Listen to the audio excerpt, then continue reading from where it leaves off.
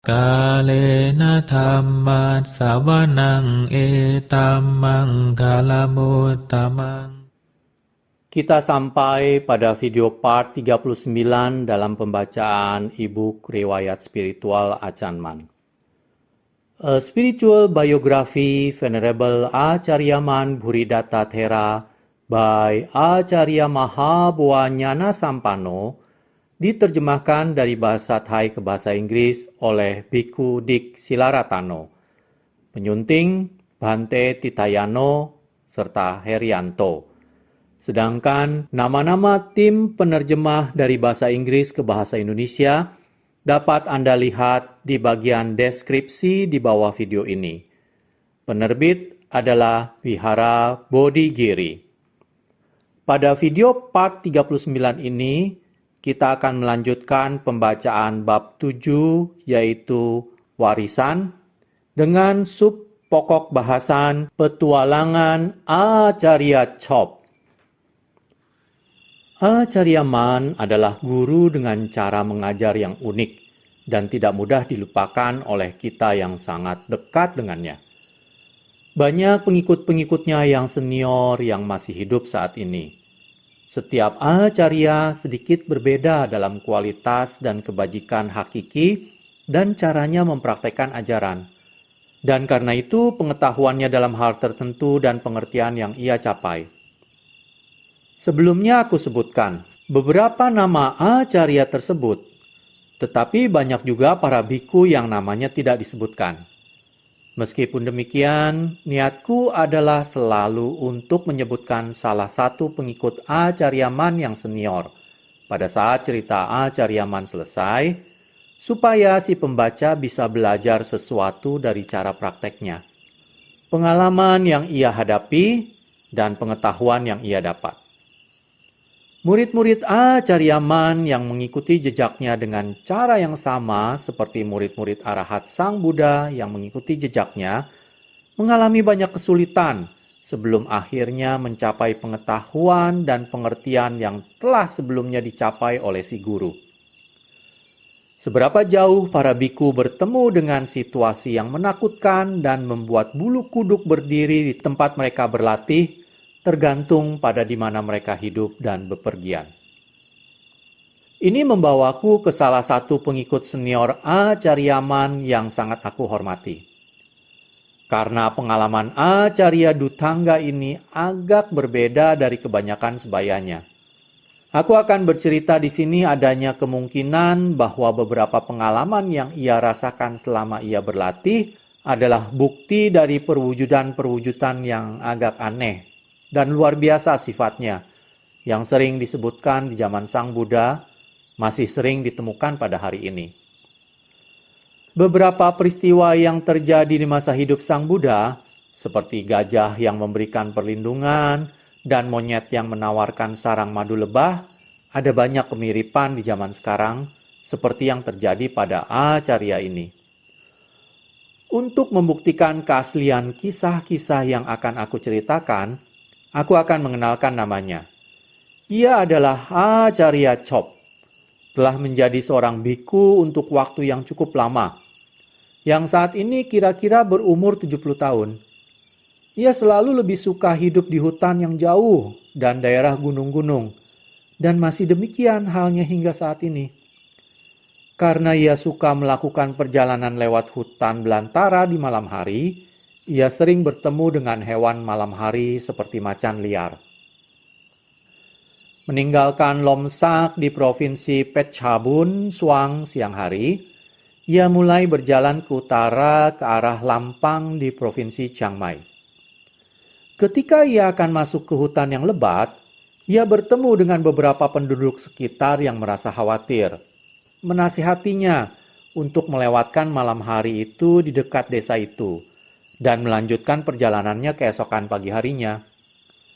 Mereka memperingatkan Acharya Chop bahwa hutan yang akan ia lewati sangat besar.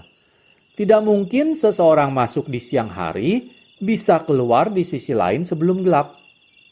Mereka yang terjebak di dalam hutan setelah gelap menjadi santapan macan-macan besar yang berkeliaran di malam hari. Karena harinya sudah siang, ia tidak ada waktu lagi untuk bisa masuk dan keluar tepat pada waktunya.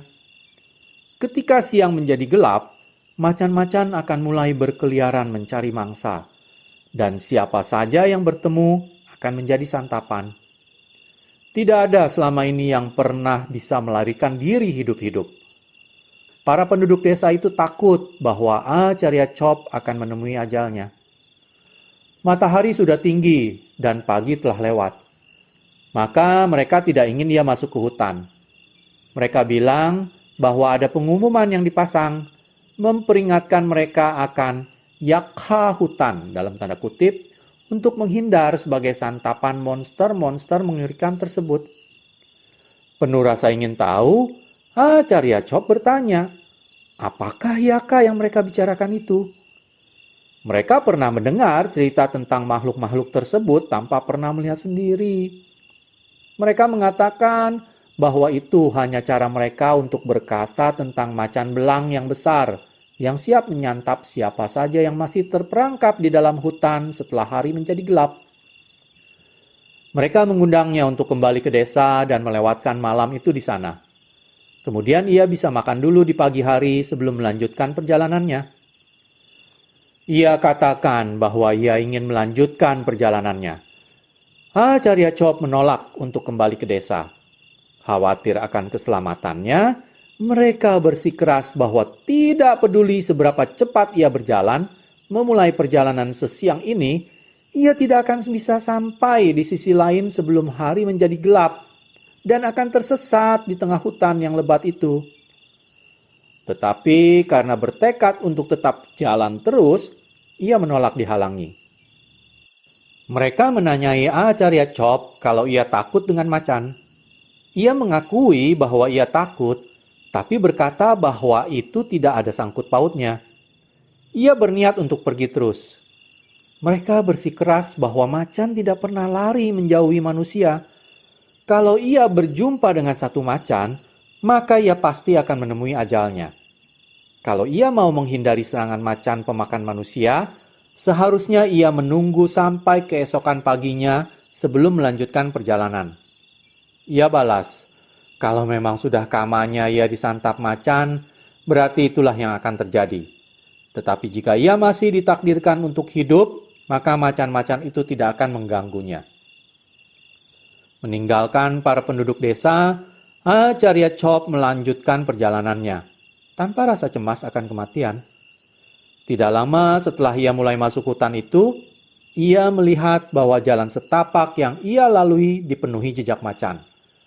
Pertama, macan-macan telah mencakar tanah. Ia lihat tumpukan jejak macan di sepanjang jalan tapak itu. Sebagian sudah lama, sebagian masih baru.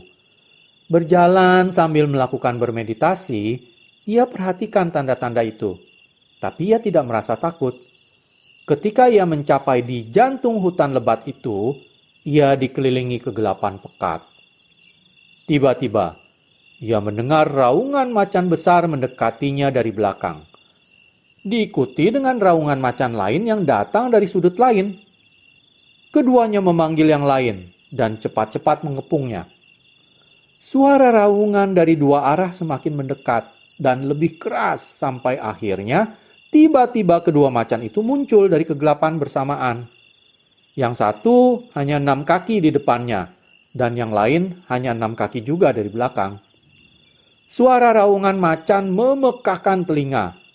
Melihat kegawatan situasi itu, Acarya Chop berdiri terpaku di tengah jalan setapak. Ia melihat bahwa macan di depannya merunduk siap menerjang. Sekilas dari belakang, ia lihat macan yang satunya juga merunduk dan siap menerjang. Rasa takut mulai timbul. Dan ia konsentrasikan pikirannya dengan sungguh-sungguh menghilangkan rasa panik. Meskipun ia mungkin mati dibunuh macan-macan itu, ia tidak akan mengizinkan batinnya bimbang. Dengan keputusan itu, ia pusatkan perhatiannya ke dalam diri sendiri menjauhi macan-macan itu, segala hal yang berasal dari luar dirinya. Pada saat itu, cipta miliknya menyatu dan langsung masuk ke samadhi. Dengan hal itu, pengertian bangkit di dirinya bahwa macan-macan itu tidak bisa membahayakan dirinya.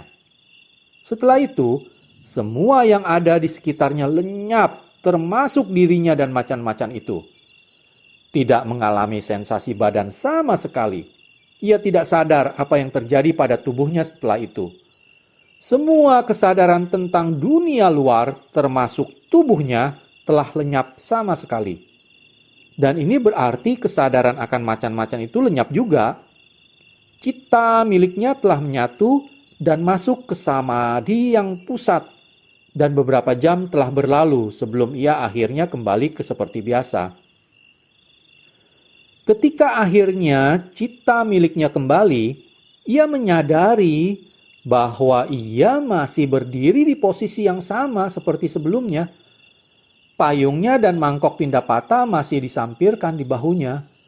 Dan di satu tangan, ia masih membawa lentera lilin yang sudah lama mati.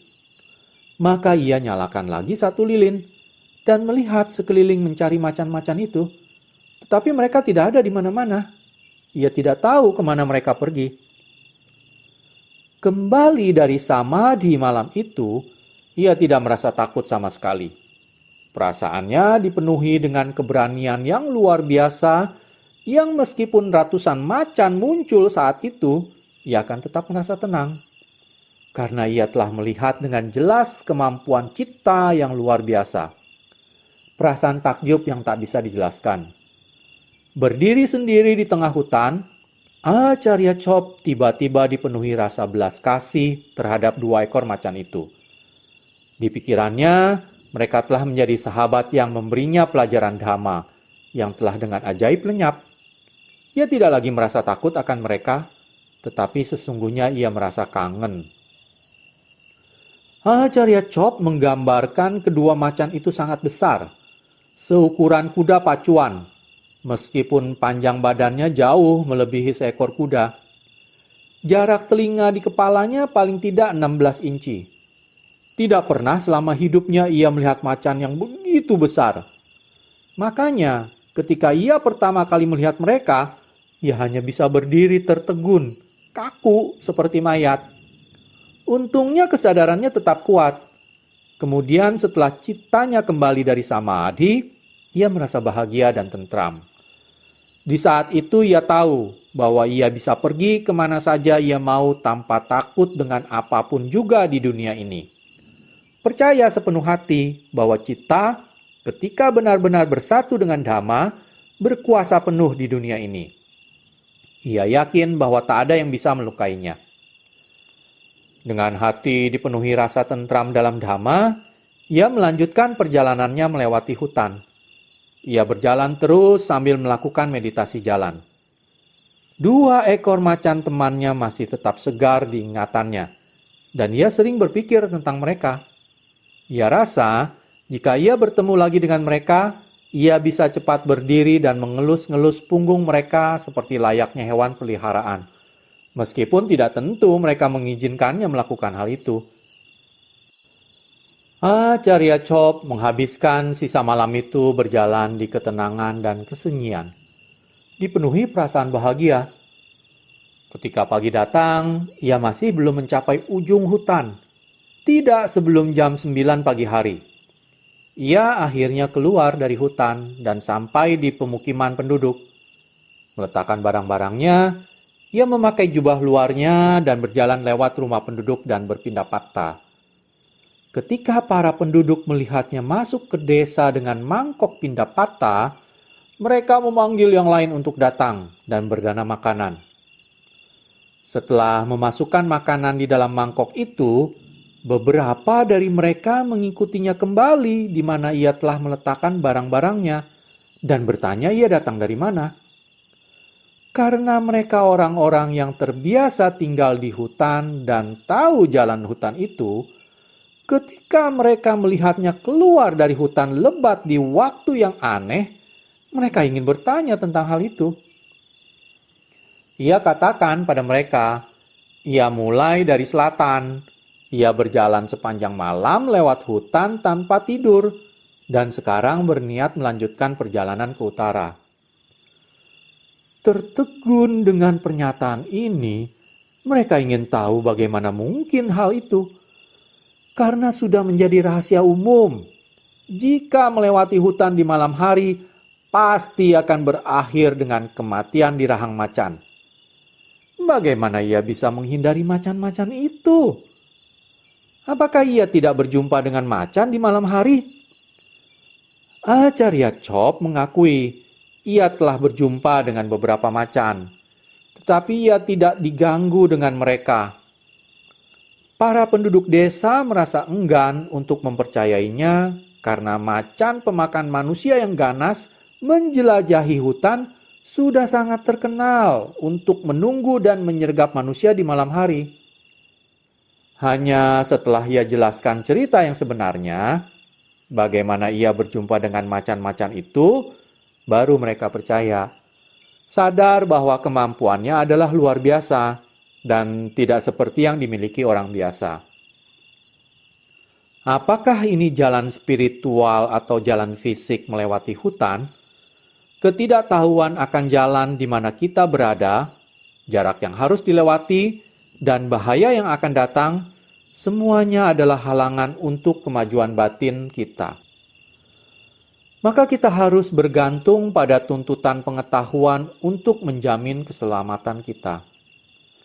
Kita yang bepergian di jalan yang menuju ke tempat aman, bahagia dan makmur di saat sekarang ataupun yang akan datang, seharusnya selalu ingat akan hal ini. Hanya karena kita selalu berpikir dan bertindak dengan satu cara, tidak seharusnya kita menganggap bahwa ini cara yang benar. Sesungguhnya, cara berpikir dan bertindak biasanya cenderung untuk tidak benar dan mengarahkan kita ke jalan yang salah. Semasa hidupnya sebagai biku Dutangga, Acarya Chop banyak berjumpa dengan hewan buas. Sekali ketika berjalan-jalan melewati Birma, ia berhenti untuk berlatih di gua yang sering didatangi macan. Meskipun hewan buas berkeliaran dengan bebas ketika ia tinggal di situ, mereka tidak pernah melukainya. Maka ia tidak mengira jika seekor hewan buas itu akan mendatanginya. Tapi di suatu sore hari sekitar jam 5, ketika ia bangkit dari meditasi, matanya memandang sekilas ke mulut gua dan melihat seekor macan belang yang besar mendekati mulut gua. Benar-benar seekor hewan yang besar sekali, yang tampangnya sangat menakutkan. Tetapi Acarya Chop tetap tenang, tidak gelisah. Mungkin karena ia sudah terbiasa melihat makhluk seperti itu kemanapun ia pergi. Mengintip ke dalam gua, macan itu mengintainya pada saat ia memalingkan kepala. Bukannya menunjukkan rasa takut melihat Acarya Chop atau meraung dengan mengerikan sekali, macan itu hanya berdiri di sana tanpa bergerak, seperti layaknya seekor hewan piaraan. Tidak menunjukkan rasa takut ataupun melakukan gerakan yang mengancam. Melihat dengan santainya, macan itu lompat ke batu besar di mulut gua. Sekitar 18 kaki jaraknya dari tempat di mana Acarya Chop berdiri. Berdiri tak acuh, menjilat kakinya, ia terlihat tidak tertarik pada Acarya Chop. Meskipun ia tahu dengan pasti, ia berada di dalam gua. Duduk dengan santainya dengan seakan-akan seekor anjing duduk di depan rumah. Merasa lelah, macan itu merebahkan diri, merentangkan kakinya dan berbaring dengan santainya seperti layaknya seekor hewan piaraan. Terus menjilati badannya sendiri seakan-akan di rumah sendiri. Karena rute meditasi Acarya Chop tepat di depan gua, ia tidak berani keluar gua dan berjalan di sana. Jarak yang begitu dekat dengan macan besar itu membuatnya agak gugup. Kegelisahannya ditambah lagi, karena ia tidak pernah melihat macan liar sebelumnya yang bertingkah laku seperti hewan piaraan seperti ini. Maka ia meneruskan meditasi duduk di anjungan kecil beralas bambu di dalam gua. Dan tanpa rasa takut bila macan itu akan mencoba mengganggunya di sana. Sesekali macan itu memandang sekilas ke arah Acarya Chop dengan tak acuh layaknya teman lama. Sementara berbaring penuh rasa puas tak ingin bergerak. Acarya Chop berharap macan itu untuk pergi pada akhirnya. Tetapi macan itu tidak menunjukkan niat ingin kemana-mana. Dimulanya, Acarya Chop duduk di luar kelambu nyamuknya. Tetapi ketika hari menjadi gelap, ia masuk ke dalam kelambu dan menyalakan lilin. Macan itu tetap duduk tenang ketika nyala lilin menerangi ruangan. Tetap berbaring penuh rasa puas di atas batu besar sampai malam hari. Ketika Acarya Chop pada akhirnya berbaring untuk beristirahat, sekitar jam 3 pagi. Ia bangun dan menyalakan lilin hanya untuk menemukan macan itu masih tetap berbaring dengan tenang seperti sebelumnya. Setelah ia cuci muka, ia duduk meditasi sampai matahari terbit. Kemudian ia bangkit dari duduknya dan menyingkirkan kelambu nyamuknya. Memandang sekilas, ia lihat macan ini masih berbaring dengan nyaman. Seperti tampaknya seekor anjing piaraan di depan rumah majikannya. Pada akhirnya, tiba saatnya untuk berpindah patah. Satu-satunya cara keluar dari gua itu adalah dengan melewati macan itu. Ia membayangkan seperti apa reaksi macan itu jika ia berjalan lewat di hadapannya. Ketika ia memakai jubahnya, ia lihat bahwa macan itu melihatnya dengan pandangan lemah lembut seperti seekor anjing melihat majikannya penuh rasa prihatin. Karena ia tidak punya cara lain lagi, ia harus lewat macan itu dengan jarak hanya beberapa kaki saja untuk keluar gua. Ketika ia siap, ia mendekati mulut gua dan mulai berbicara ke macan itu.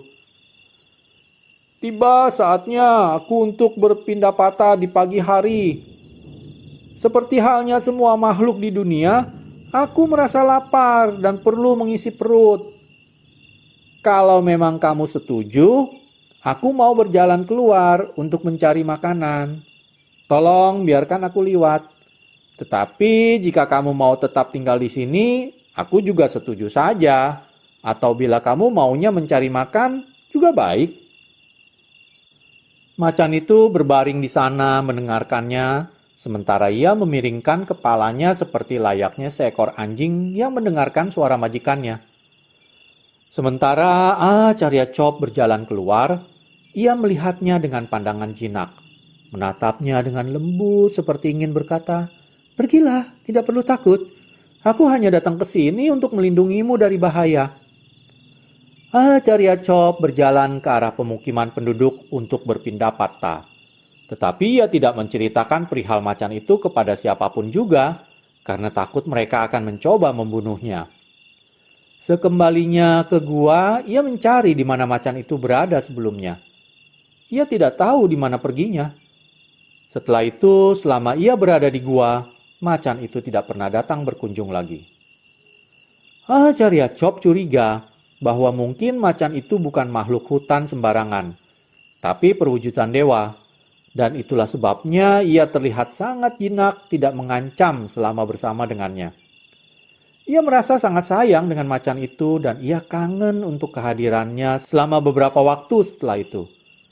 Ia pikir mungkin akan datang lagi beberapa kali untuk menemuinya, tetapi hal itu tidak pernah terjadi. Meskipun ia sering mendengar raungan macan setiap malam, ia tidak tahu kalau temannya itu salah satu dari mereka. Hutan itu penuh dipadati dengan macan. Seseorang yang berhati kecil tidak akan berani tinggal di sana. Tetapi ia tidak terpengaruh oleh bahaya itu. Tetapi sesungguhnya, macan yang terlihat jinak itu dan telah menemani dan menjaganya sepanjang malam, membuatnya merasa lebih sayang dan bukannya takut. Acarya Chop berkata bahwa pengalaman yang sungguh luar biasa itu meningkatkan rasa percayanya terhadap Dhamma. Acarya Chop tinggal di Burma selama 5 tahun di mana ia belajar untuk berbicara bahasa Burma sampai lancar seperti bahasa ibu sendiri. Alasan kenapa ia akhirnya kembali ke Thailand adalah karena Perang Dunia Kedua. Bangsa Inggris dan Jepang saling berperang di atas gunung di pedesaan, di kota, di perkampungan, dan bahkan di gunung-gunung. Selama masa itu, bangsa Inggris menuduh orang Thai bekerja sama dengan bangsa Jepang. Dan karena itu, mereka mencari orang-orang Thai di Burma, memburu mereka dengan penuh rasa dendam. Secara singkat, mereka membunuh setiap dan semua orang Thai yang ada di Burma, tak peduli pria, wanita, atau biku, tanpa kecuali. Para penduduk desa yang Acarya Chop selama ini telah bergantung untuk pendapatan makanan setiap harinya, begitu mencintai dan hormat kepadanya. Maka ketika mereka melihat tentara Inggris turut campur, mereka sangat khawatir akan keselamatannya. Mereka bergegas membawanya jauh-jauh ke gunung dan menyembunyikannya di tempat di mana orang-orang Inggris tidak akan bisa menemukannya. Tetapi pada akhirnya kesatuan tentara Inggris menemukan Acarya Chop di sana. Para penduduk desa merasa sangat kecewa.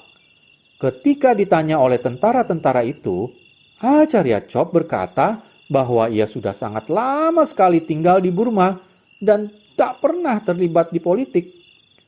Ia katakan bahwa sebagai petapa ia tidak tahu akan hal-hal seperti itu. Para penduduk desa unjuk berbicara dan membelanya, berkata bahwa tidak seperti orang biasa, para petapa tidak punya urusan dengan peperangan. Maka sebetulnya adalah hal yang salah untuk mencoba melibatkannya. Mereka memperingati tentara-tentara itu. Jika mereka berani menindak Acarya Chop, akan sama halnya dengan melukai perasaan orang-orang Burma yang tidak melakukan kesalahan apa-apa. Tidak semestinya merusak hubungan dengan penduduk setempat yang merupakan kesalahan besar. Mereka meyakinkan tentara-tentara itu bahwa ia telah tinggal di sana lama sebelum perang dimulai dan tidak tahu akan urusan-urusan dunia. Meskipun negara mereka sekarang dalam keadaan perang, orang-orang Burma tidak melihat petapa ini sebagai suatu bentuk ancaman. Maka jika tentara itu ingin melukainya, hal itu akan merupakan ancaman bagi seluruh bangsa Burma. Dan orang Burma tidak akan bisa memaafkan hal itu. Kesatuan tentara Inggris berdiri mendiskusikan hal ini dengan satu sama lain. Apa yang akan mereka lakukan dengan Acarya Chop? Setelah mendiskusikan kasus itu selama setengah jam, mereka bilang ke penduduk desa untuk membawanya pergi ke tempat lain. Karena jika ada tentara lain yang berpatroli dan melihatnya, hal ini akan menimbulkan masalah. Jika permintaan mereka ditolak di lain kali, hidup Acarya Chop akan terancam. Selama tentara-tentara melihatnya sebagai seorang musuh, Acarya Chop duduk tenang, memancarkan pikiran cinta kasih, dan mengingat jasa-jasa baik Buddha, Dhamma, dan Sangha. Ketika tentara-tentara tersebut akhirnya pergi, para penduduk desa membawanya naik lebih jauh lagi ke pegunungan dan menasehatinya untuk tidak turun ke desa untuk pindah patah. Tetapi setiap pagi hari, mereka akan menyelundupkan dan membawa makanan untuknya.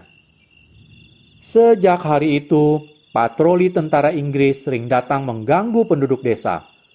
Segera setelah itu, patroli datang setiap hari untuk menanyakan di mana biku Thai itu berada.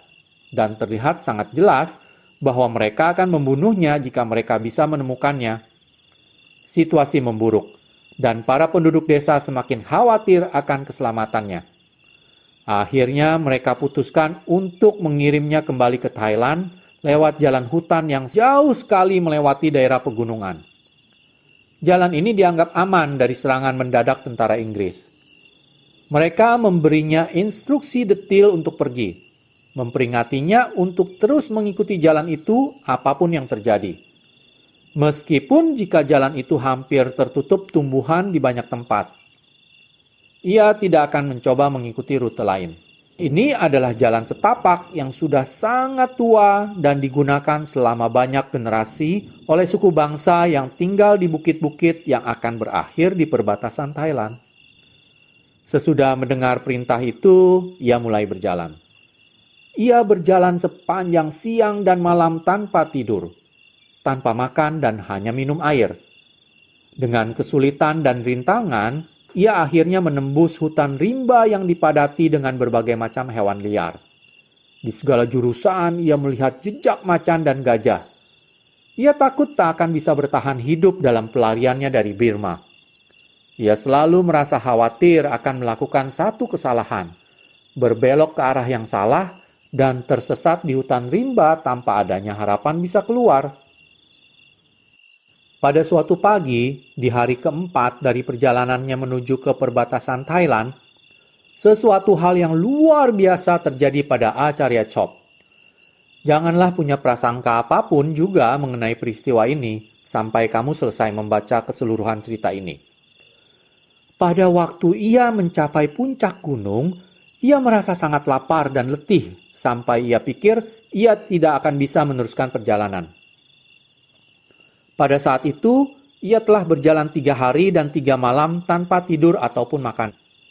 Ia hanya beristirahat sebentar-sebentar untuk meringankan kecapaian tubuh dari perjalanan yang sangat berat itu. Ketika ia menyeret tubuhnya dengan lemah lewat puncak gunung, suatu pikiran timbul di kepalanya. Aku sudah berjalan sejauh ini sampai saat ini mengambil risiko yang sangat besar untuk hidup dengan setiap nafas yang kuambil. Tetapi aku masih hidup juga.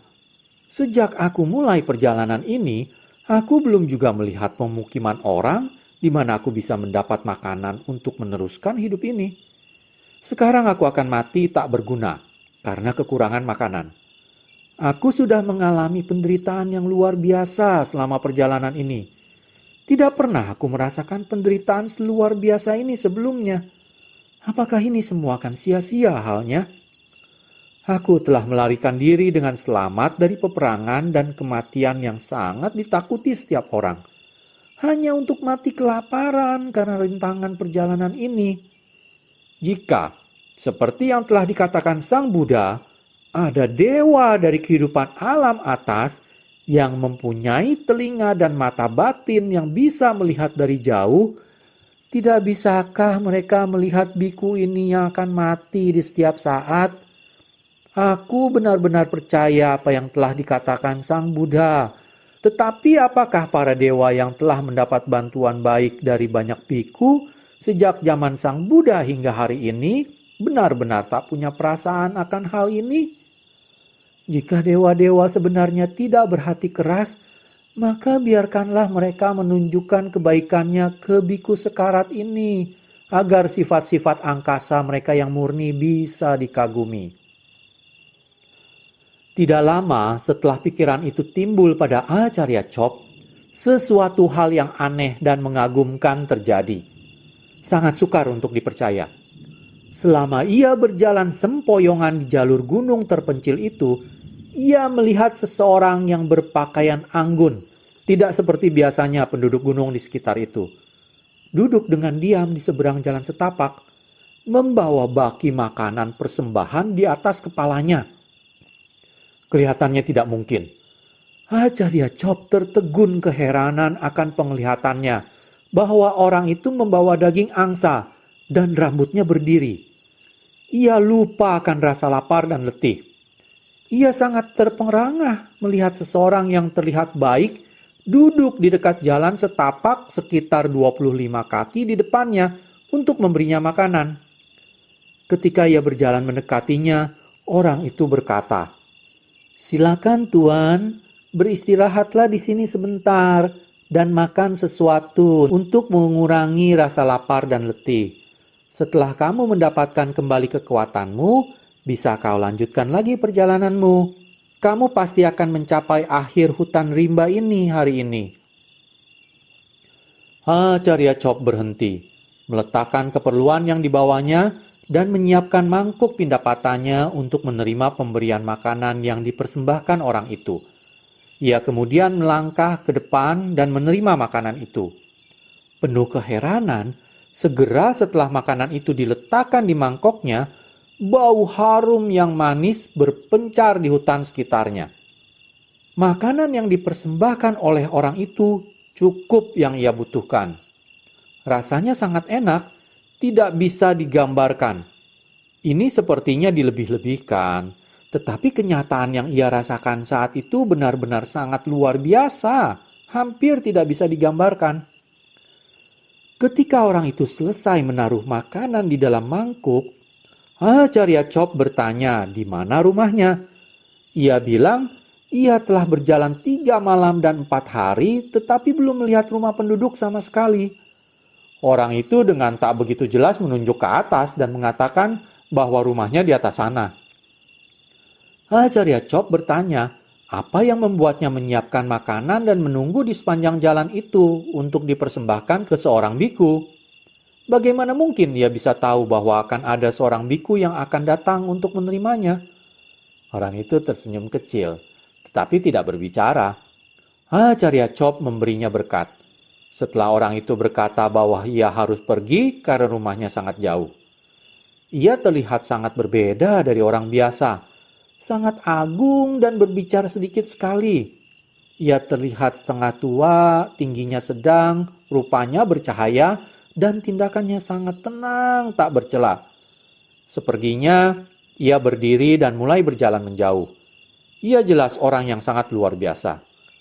Acharya Chop mengamatinya dengan seksama.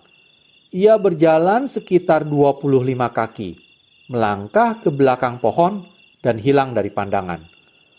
Acharya Chop menatapi pohon itu menunggunya untuk muncul lagi di pandangan, tetapi orang itu tidak kelihatan lagi. Lebih membingungkan lagi, maka ia berdiri dan berjalan ke arah pohon itu untuk melihat lebih dekat, tetapi tak ada siapapun juga di sana. Kalau ada orang di sekitar itu, maka ia pasti akan bisa melihatnya. Tetapi berputar melihat ke segala jurusan, ia tidak melihat siapapun juga. Kenyataan-kenyataan yang aneh ketika orang itu lenyap dari pandangan lebih membingungkan lagi. Masih merasa bingung, Acharya Chop berjalan balik dan mulai makan makanan itu. Merasakan berbagai macam makanan yang telah diberikan, ia merasa bahwa makanan itu tidak pada umumnya makanan orang yang telah biasa ia makan. Semua makanan sangat harum baunya dan enak rasanya, dan benar-benar sesuai untuk kebutuhan tubuhnya.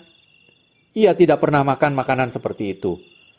Rasa makanan yang luar biasa itu menembus semua pori-pori di tubuhnya yang sudah lama tertekan oleh rasa lapar dan letih.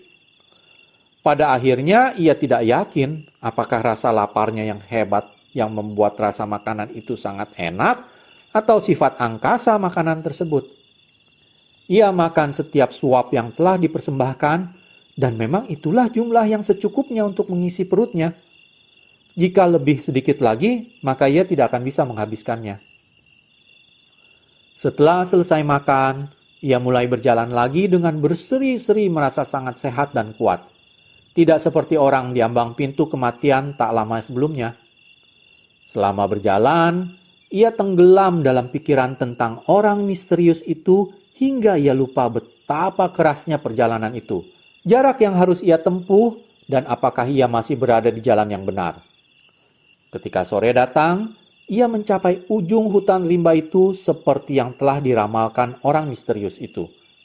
Ia menyeberangi perbatasan menuju ke Thailand dengan perasaan bahagia seperti yang ia alami sepanjang hari. Tekanan lahir dan batin yang menyengsarakan selama perjalanan sebelumnya telah hilang lenyap setelah jamuan makan di pagi hari. Ketika ia pada akhirnya menyeberang perbatasan dan masuk ke Thailand, tanah kelahirannya, ia yakin pasti bahwa ia akan terus hidup. Ia katakan bahwa orang aneh yang ia temui sebelumnya pastilah makhluk dewa dan bukan penduduk setempat. Pikirkan saja, dari saat di mana ia bertemu orang itu sampai saat di mana ia memasuki Thailand, ia tidak menjumpai tempat tinggal penduduk sama sekali. Semua tentang peristiwa ini benar-benar sangat membingungkan.